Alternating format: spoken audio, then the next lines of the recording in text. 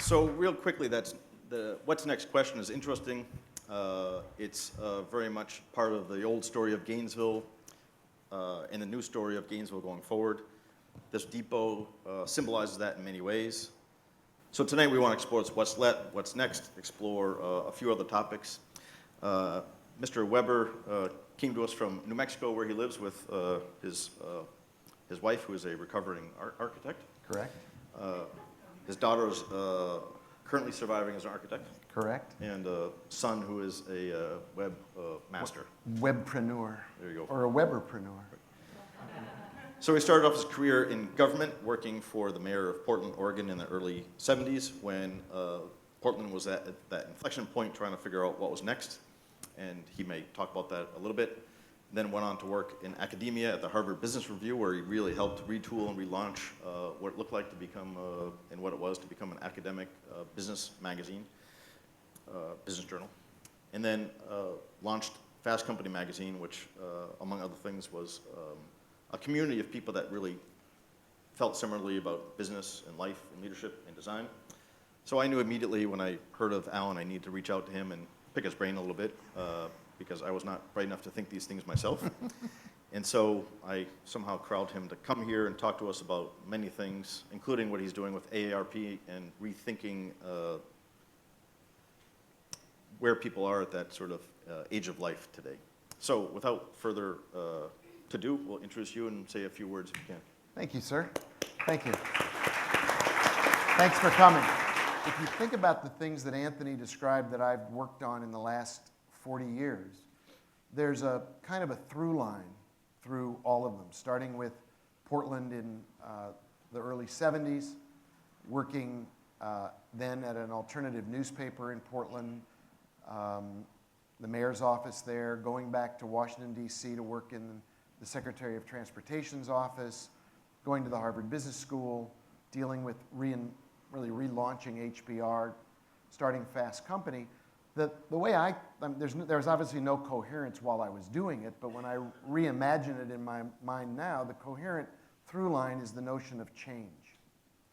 That I've always been fascinated with how change happens, what promotes change, who gets in front of change versus who simply reacts to change when it happens, and how communities of people marshal their energy and their leadership to make choices that are good for the community rather than simply feeling that they're left at the vagaries of whatever happens to them.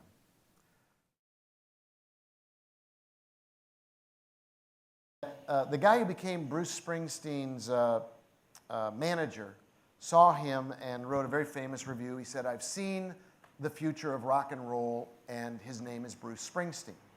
And I came back from that trip to Japan and I said, I didn't put it in the paper, but I made a mental note. I've seen the future of how companies and countries and individuals and cities are going to compete for the future. And it's going to be all about recognizing global change, being keen to adopt digital technology, and being on the cutting edge of those capabilities. It's going to be about staying abreast of generational change and embracing diversity. And that was in '89. If you fast forward to where we are today, I would say those four through lines are still today true, even more so. They are like version 4.0 of all of those things.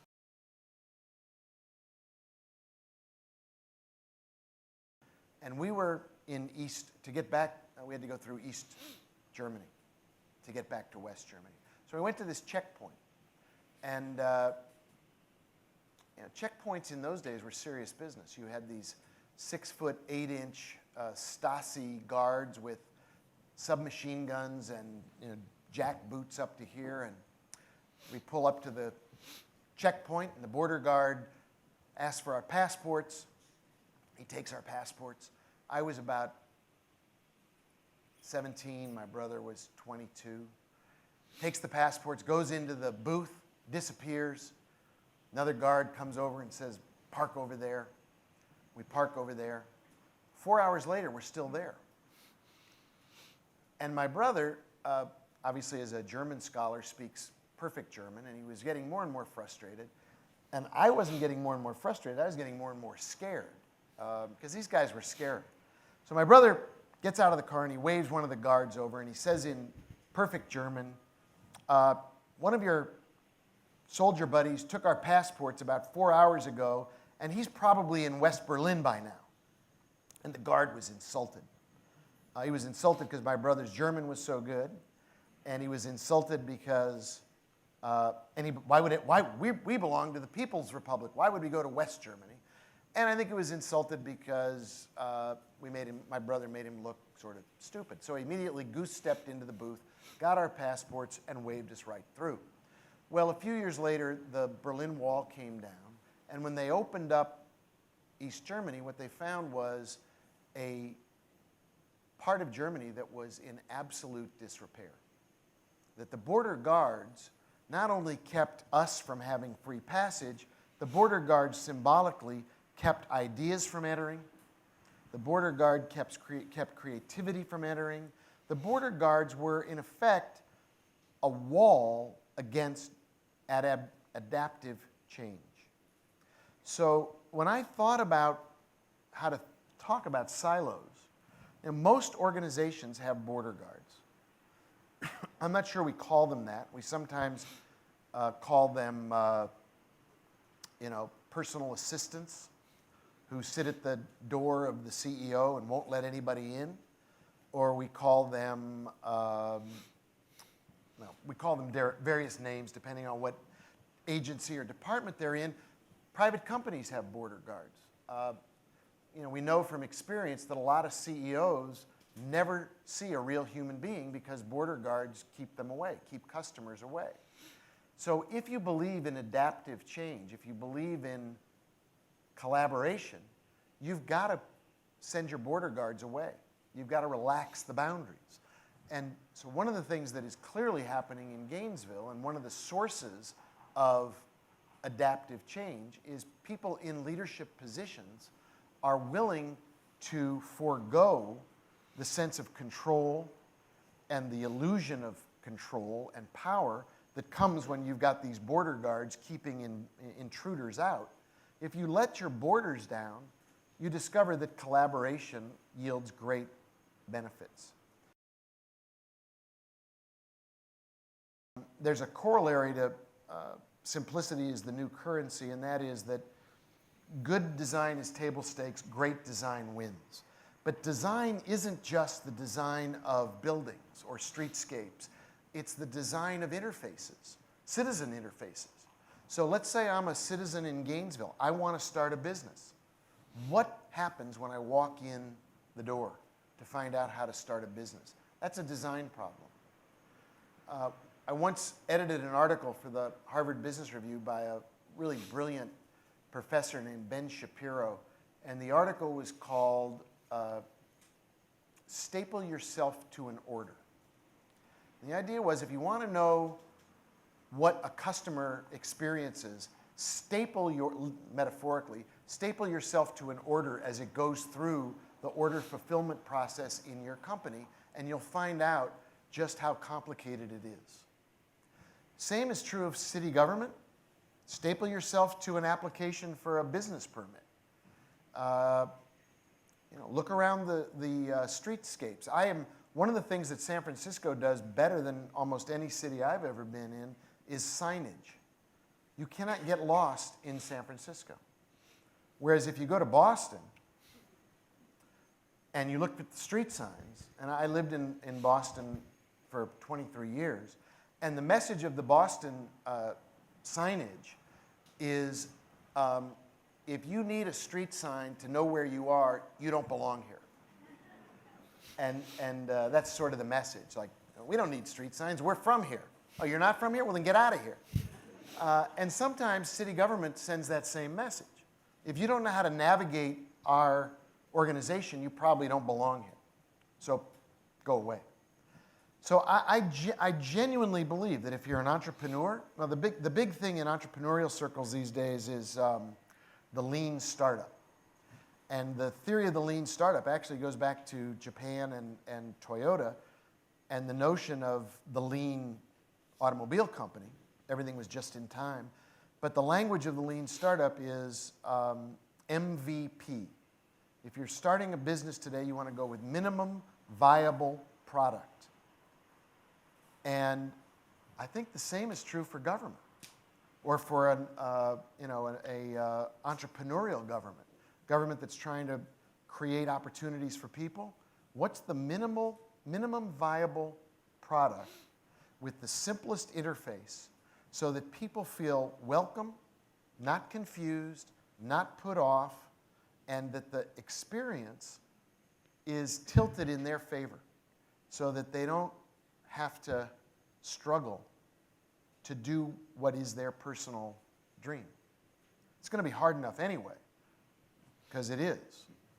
99% of all magazines that are launched fail in the first year. So it's, you're not going to, the odds are against you. You don't need other people to make it even harder. So I think the notion that simplicity is the new currency is exactly the right design field, design specs. Cities have design specs, companies have design specs, governments have design specs. I think Gainesville could be a place where simplicity is one of the design specs, so that living here, working here, doing business here, interacting here is as simple as possible.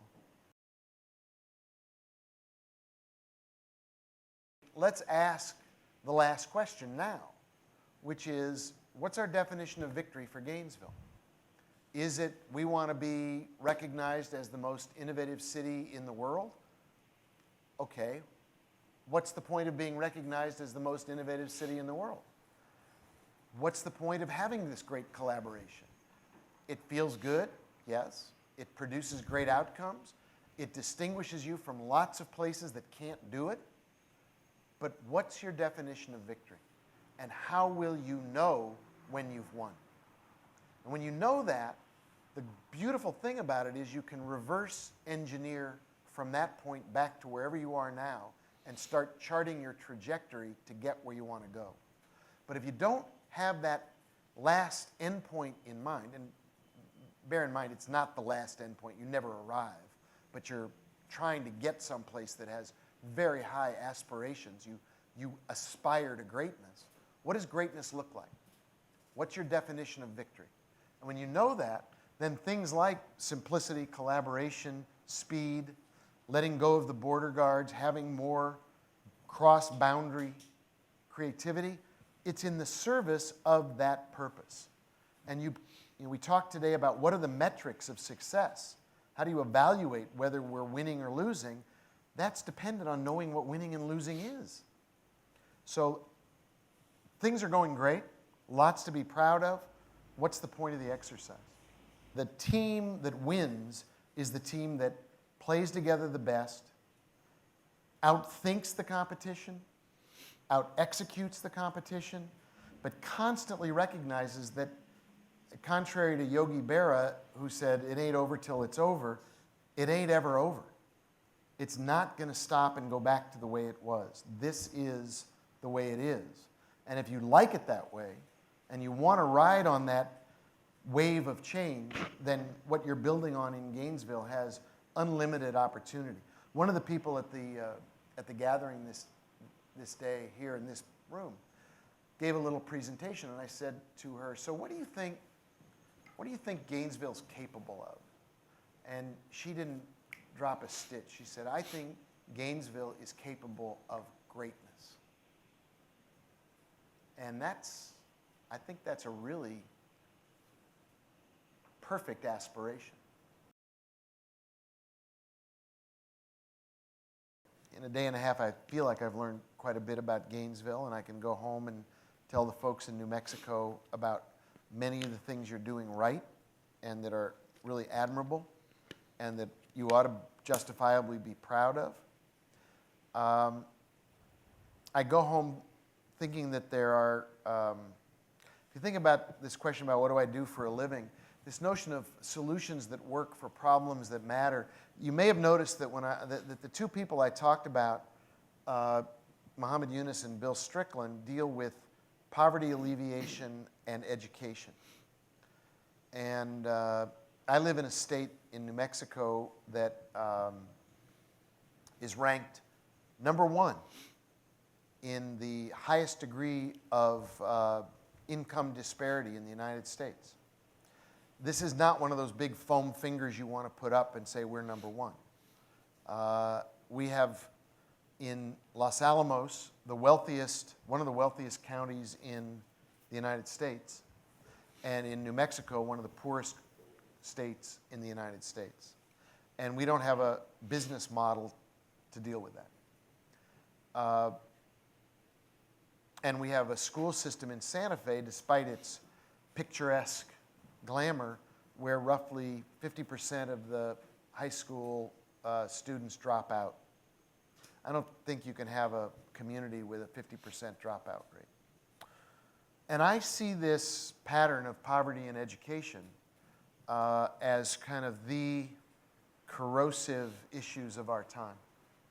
And I don't know the solution, but I know that communities that are working on it have a better shot at the future than communities that aren't working on it. And I'm not happy about the fact that my community in New Mexico isn't really working on it. And I think there are people here in Gainesville who are committed to working on it. I don't think you're necessarily got it figured out any better than anybody else, but you know the problems are here, and you know that if you marshal your resources collectively and collaboratively, you've got a much higher shot at doing something about it than if you try to do it separately and individually. So I learned, and I had some confirmation of my own sense of what the agenda for the future is about. Well, we appreciate it. Let's two things before we go. This is not a normal crowd for Gainesville. We have government, startup, young, a little bit older. It's not as old as he says or seems, but I wear it with pride. You know. Right. I'm practicing. So I invite everybody to sort of, I know this is old school. I do a little bit of old school in me. I still use a machine that texts. We don't have a smartphone. So if you want to drop off a card, we have your emails from when you RSVP'd before, but it's kind of an interesting group of people that have come together to think and talk in a little bit different terms than maybe have been laid out before. So if you want to continue that, we'd invite you to do that with us, and I don't mean us, I mean all of us. I think it would be a good thing to do and keep this kind of momentum going. And as we said earlier today, let it be the first part of a conversation and not the end of it in the last chapter. So with that, thank you very much. Thanks for having me. Thank you.